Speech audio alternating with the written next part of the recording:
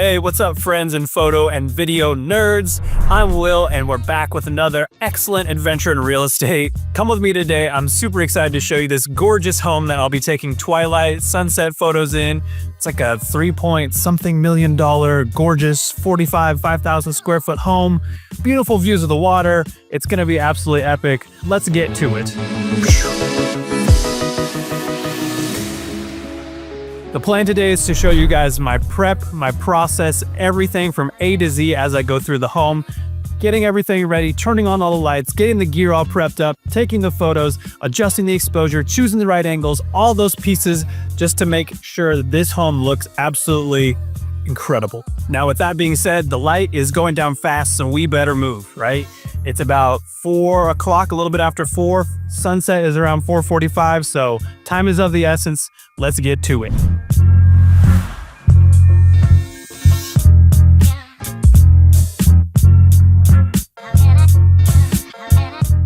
Okay, so the first thing I want to do is show you guys all about the gear that I'm bringing today. So again, you don't have to have exactly this, but this is what I use as a professional. I've built it up over years of working with clients and reinvesting in everything. So this is my setup I'm bringing today to capture the absolute best of the best. So now if you're just starting out with real estate, what I would highly recommend is just the very basics is to get a nice 4K camera with a wide angle lens. Something like a 16mm to 35mm is perfect. And then along with that, you can get a drone. You can get like a Mavic Mini or something like that. But these two pieces are going to be absolutely key. Have it on a gimbal. It could be the RS3 Pro. You know, there's not a huge, difference. But having these extra pieces like the 50mm or the 100 to 400, some sort of telephoto, can really help a lot if you're trying to like elevate your game. So that's kind of like my setup.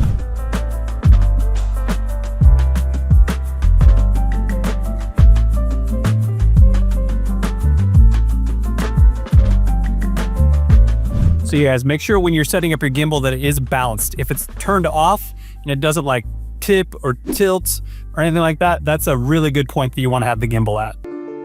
Perfectly balanced, as all things should be. Then once you power it on, what I like to do, of course, is go into the calibration mode and just let it auto calibrate. That gets it super duper stable and steady. All right, the calibration is complete. Another tip if you're using a gimbal, of course, is to turn off your steady shot. It's really, you think you want to have it on, but actually when you have steady shot on the camera plus the gimbal, it can lead to like micro jitters and stuff like that. So you end up like, you just want to have it off. Okay, and then the next step here is that we're going to be talking camera settings. So what I'm going to do is switch my aperture, and I like to shoot at f7 or f8. So I'm going to change that a little bit. And the white balance, so right now I'll choose a custom. I think around 4600 will be what I'm using. Now the next step is to come in here. I'm going to take an autofocus, choose manual focus, ensuring that the focus point is about like, 10 meters or so away. Some people prefer infinity. I choose a little bit closer. It totally depends on what you prefer and what you found to be best. The next step is that I go in and I choose HDR, continuous bracket, 3 exposures over 2 exposure values. Bam. Draw my ISO to compensate a little bit, 400, and everything's looking really good. Now, when it comes to video settings, I like to shoot in 24p, and then I choose a 4K file size. So for me, that's XAVCS 4K, and you're basically good to go.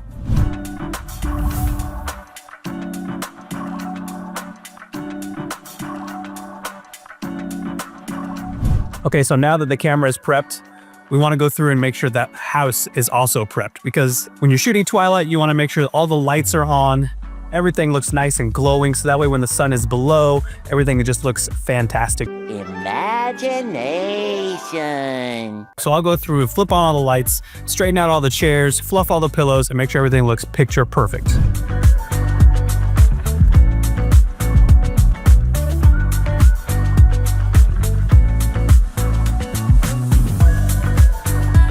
An example being, you can see here, one of the chairs is just ever so slightly off. So I'll go in and I'll adjust that a little bit. We'll get the fireplace all set on.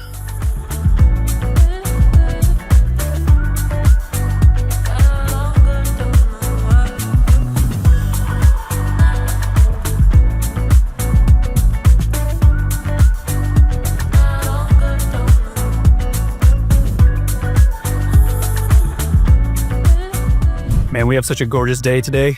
It's a beautiful, chilly day in the Pacific Northwest. We've got Gig Harbor on this side, Narrows Bridges on this side. I think actually what we'll do right now, before the light gets too low, is throw on the 100 to 400 and get some of those zoomed in, gorgeous shots of the mountain.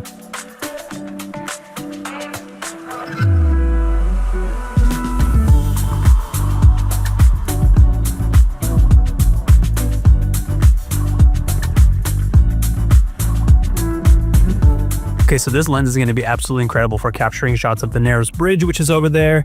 And then on this side, we've got the Olympic Mountains, which just look fantastic right now. They got a little bit of snow on top because it's wintertime. Yeah, it looks gorgeous. Let's check it out. That's a 10. As you can see right now, my exposure is a little bit hot. So the first thing I'm going to do actually is drop my ISO. So I'll put that at 80 and it gets us pretty dang close to where I want to be. Next thing I would do, because this is going to be a static shot, I don't mind moving my shutter speed up, but that's not always recommended. But I will keep it a multiple of 50 just so it's closer to the 180 rule. So we're looking pretty good right now. I'm loving this.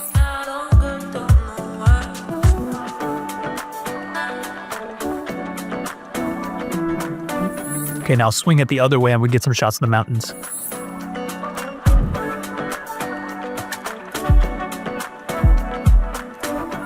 That footage is absolutely insane and will definitely take whoever's looking at this and just blow them out of the water. So I'm really pumped on those shots. So now that we got a few of those key shots with the telephoto, let's jump back to the gimbal with the wide angle lens and get the majority of the footage that we're gonna get. So this right here is one of my favorite little tools. It's a little rocket proofer. And so I don't know if you guys can see, but there's a little bit of dust on the camera lens. So if you take this guy and just poop it away. Yeah, boy. It's a great way to get rid of those little dust specks, because what happens is that if you get a lens flare and you have a dust speck on your lens flare, it's gonna really show it on the lens. So making sure the lens is very clean is gonna be super key when we have these lens flares come through the window. Nice. Okay, now it's time to get the majority of the shots with the main lens here. And I've already shot everything at this house, actually. I did the whole interior, exterior, all that. So this is really just like the highlights and all the best views and things like that. So when it comes to Twilights, you don't have to shoot all the bathrooms and things. What you want to shoot is really like the entrance of the home, the best views of the home. You get a few shots outside, just the highlights, right? And so I'm probably gonna do the entrance, the living room, the kitchen, the dining room, and then we're gonna do exteriors, the main bedroom, and then some shots downstairs. So a lot of the other stuff you can kind of leave off, but these are really gonna be the cream of the crop, the best of the best shots. So let's jump to it. The ninja walk is actually that silly little walk that people with gimbals do when they want to make the footage extra steady. So what you do basically is you're kind of like tensing or like strengthening your upper body with your core and your arms and doing all the movement with your legs. So that way there's less shake that's transferred to the camera. Okay guys, I've got bad news. The remote to start the fireplace is refusing to work. Even when you hit the flame on button, it says, your appliance did not start. So I wish I could make this work, but it's not working. So what I did actually, and this is just part of the adventure of real estate, always something seems to happen, right? A little bit unexpected, things just happen, right? And so what I did was I called my client and she was like, oh, call the builder, the construction expert.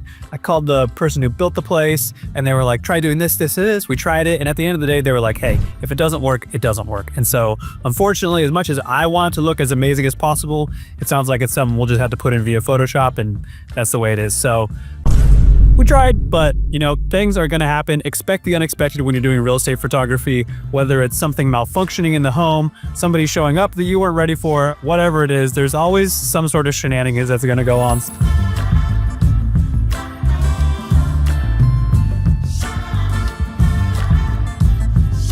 One thing I like to do when I'm shooting the video is make sure I've got a little bit of foreground that I can push past to create a more 3D sort of depth effect as I'm shooting the video. So I want to make sure when I'm lining up my angles and my shots that I always got the corner of a couch here, or maybe the edge of a wall, or a lampshade, just something little that I can like just have on the corner or the edge of the frame as I kind of like push past it, like just like that. And that creates an extra foreground and an extra layer that can create more depth in the image. Regarding composition, as I'm lining up my shots here tonight, I'm kind of trying to get a lot of like 1-point perspective where everything is kind of square and like nice, but then also you get kind of an angle where you have like a 2-point perspective where the image kind of like moves away, which looks great. I'm also trying to make sure that I get a lot of like the windows inside of it, because those are all going to be replaced by the editors to be something, you know, similar or like more colorful than this.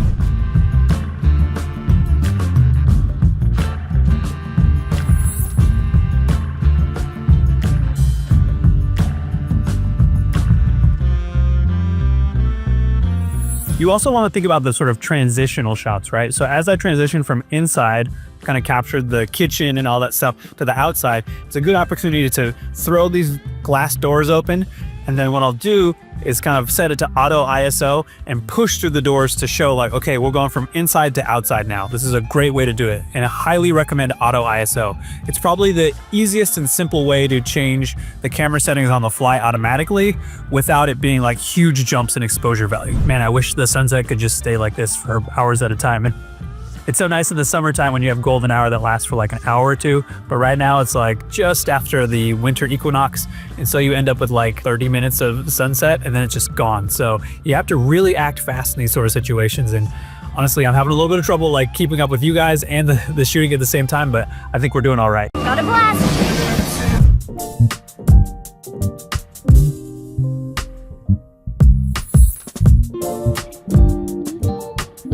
One key thing you want to keep in mind is that you want to keep adjusting your ISO manually to keep up with the lowering exposure values outside. But then also you don't want to pump the ISO too high and end up with grainy footage. So at a certain point you got to start dropping or opening up your aperture as well. So usually I try not to go above like 2000 or 2500 ISO because I'm shooting just a regular color profile. If you're shooting in log, that's of course different for you because the base ISOs, depending on your camera, are going to be different, but that's kind of like my area that I like to stop. Above that is like a little bit too much and it gets a little too crunchy, but right around like 2000 is a good stopping point, and then I'll start adjusting my aperture going from 7 to 6.3, 5.6, and then even lower. All right guys, it's getting pretty dark, so at this point the f4 that I've got on this wide angle lens plus the CPL, this isn't cutting it. So what I'm going to do is switch over to the 50mm, which has the f1.4, which will let in so much extra light and look so good right now. So I'm going to switch that up and we'll get back to it. Okay, so we're about to shoot with the f1.4 50mm, get those dope detail shots. Following that, we'll throw the 100 to 400 back on, get a few extra sort of telephotos to kind of match the ones that we got earlier. Then we'll throw the drone up in the sky, get some gorgeous, gorgeous drone shots, because that does really well in the low light for some reason. I don't know what DJI is doing behind the scenes, but it looks incredible. And then that will be it.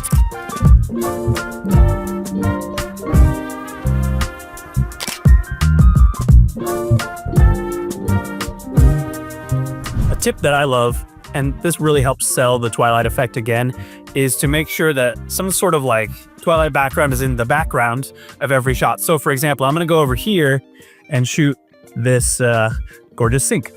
And so while I'm shooting this sink, I'm making sure that the sort of gradient of the sunset is behind it to really help make it pop and make it stand out. Would be like, this is definitely shot at Twilight. This is a high-end home. It looks incredible. We chose a specific time on purpose. Here's another great example of using the 50mm to full effect. So I'm going to use the foreground of this lampshade here, and then I'm going to get this shot with the doors open and the sunset in the background, and it's going to look so good.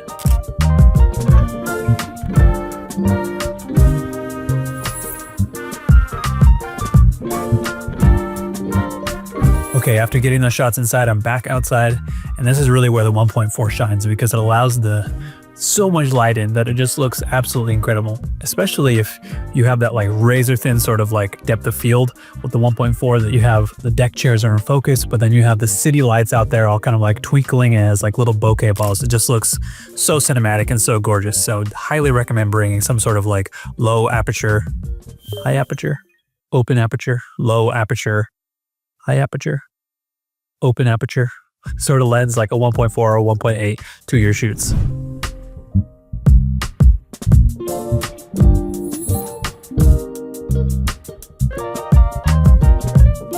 Okay, with those detail shots out of the way, the next step is to put this bad boy back on. Just get a few extra shots that will really take everything to the next level.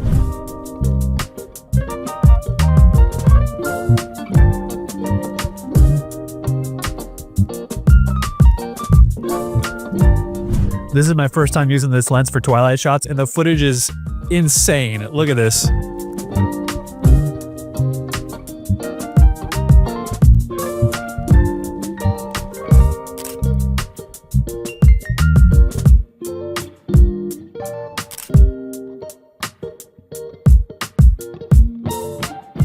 I am absolutely freezing out here. It is so cold. There's like a cold snap in Washington. The skies are super clear. I got this like little tiny sweatshirt on and it's so cold, but the footage is so gorgeous.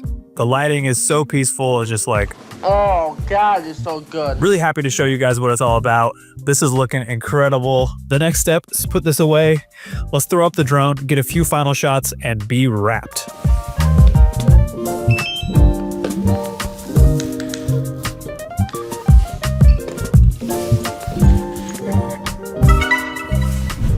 Rave time, raving, when rave.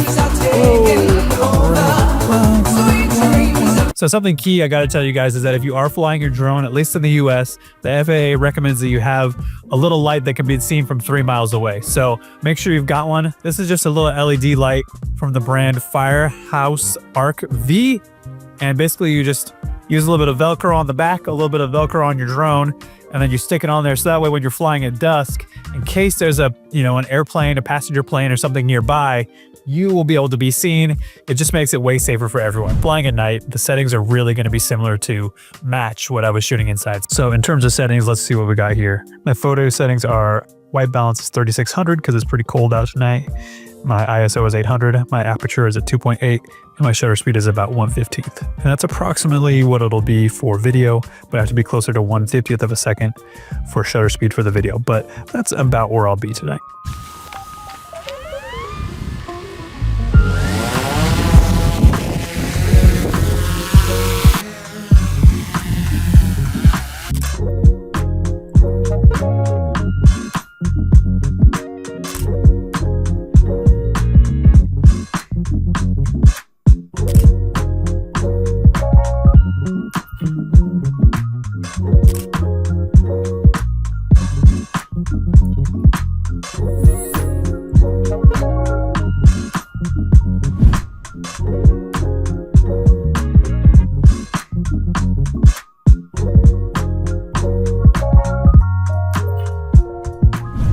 It is so cold out there. So that's a wrap on the drone shots. Honestly, I think it may have been a little bit too dark. I wish I would have gotten some sunset shots right when I first got here. That would have been incredible. I'll probably talk to the client and be like, hey, I'll come back out, and they'll be super pumped on it. That's one of those things that happens. It's just tough, trying to film this vlog to help you guys out, trying to capture it. The client was here. I got to chit chat with them, the fireplace thing. A lot can happen. And then when sunset is happening all over the course of like 30 or 45 minutes, it's a lot to push in there. But I'm doing my best. I think the shots still are going to look fantastic. The client is still going to be super pumped. But as an artist, of course, I'm always going to be like, it could be better. I could have done more. There's always better. I'm a perfectionist. Rah! But it is what it is. So I'm glad you guys joined me. The next step is to just go through, flip off all the lights. I got to make sure everything is locked up. That's, of course, key. I'll shoot the agent a text to be like, hey, everything went great, and let them know. And once I get home, what I do, of course, is dump all the footage, back it up immediately, but then also go through and remove all the bad shots, send everything to the editor with a little bit of a blurb like, hey, let's make sure this is fast-paced, modern, awesome. Here's the footage. Here's a song to go with it. Here's a logo or client sort of like branding that goes along with that. And yeah, any details that I want, length of stuff like that. So yeah, having that team that I can like send it to is super key. That's another thing. If you guys have any questions about outsourcing or having editors, let me know in the comments below. I know normally I get shots about that stuff. So with all that being said, let's check the footage right now. Whoosh.